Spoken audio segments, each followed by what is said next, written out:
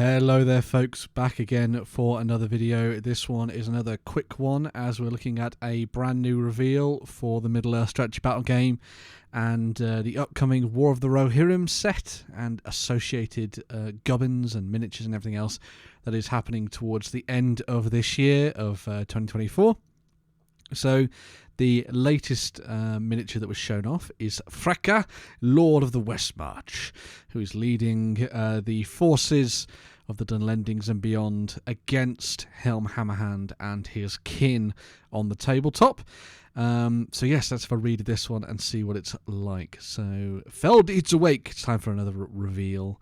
A couple of weeks ago, they revealed Helm Hammerhand, Wraith of the Hornburg, which is a brand new, looked like it was a Forge World resin miniature that was coming to represent Helm, alongside the miniature that we already had. But this is a new one for the other side of things. This is Lord of the Westmarch. This is Freca, who is bitter rival to Helm. A hefty and cruel man of Dunlendish heritage, Freca is known across Rohan for his arrogance and his pride. His overwhelming ambition is to secure the throne of Rohan for his son Wulf.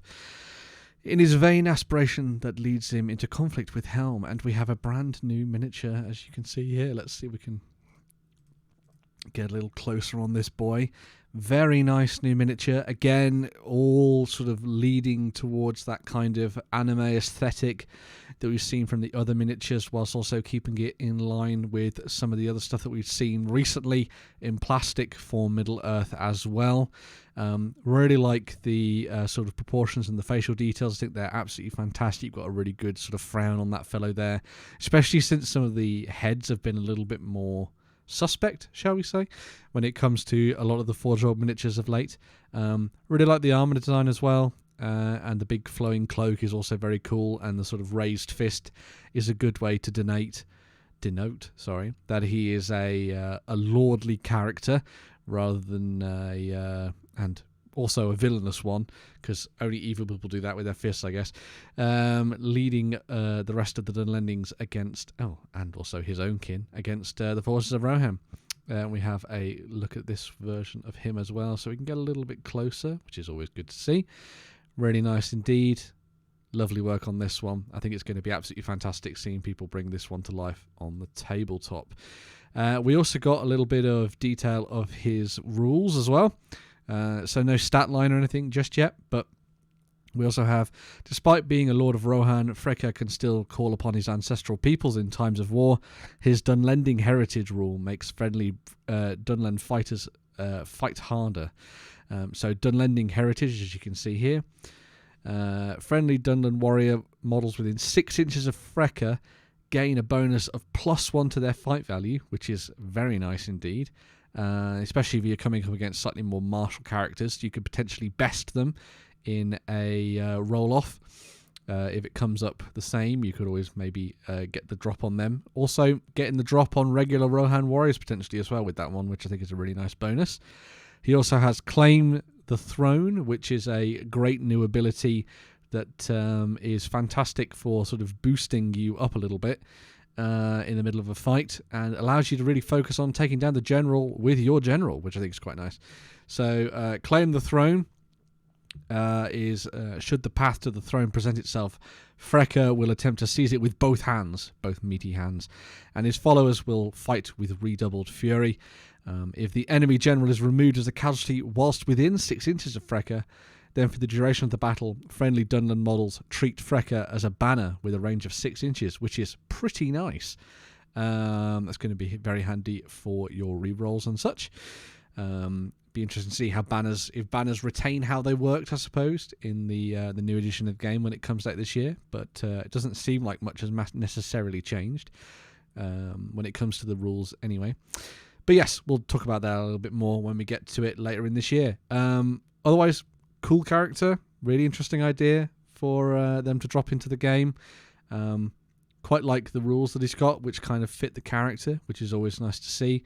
Obviously, we'll learn a little bit more about him as we get closer to the release of the film and see how they represent Freca and his duel with Helm Hammerhand for the soul of Rohan. Enjoying this so far. lots of fun little previews of the miniatures coming up. We're getting a good look at a lot of the plastic stuff alongside the Forge World resin stuff, which again, I assume this is. Kind of feels to me like it will be.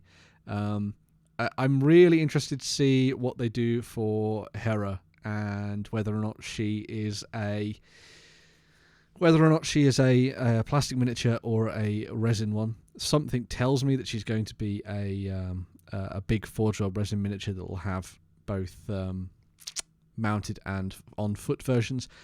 But the other side of me is thinking that if she is the main character and people are maybe diving in to start playing the game, or at least one of the main characters of what's going on currently in War of the Rohirrim, then it would make sense, I suppose, if she was plastic, because she would be way easier to build, way cheaper to throw into the mix as well. But then again, why was she not included in the box set?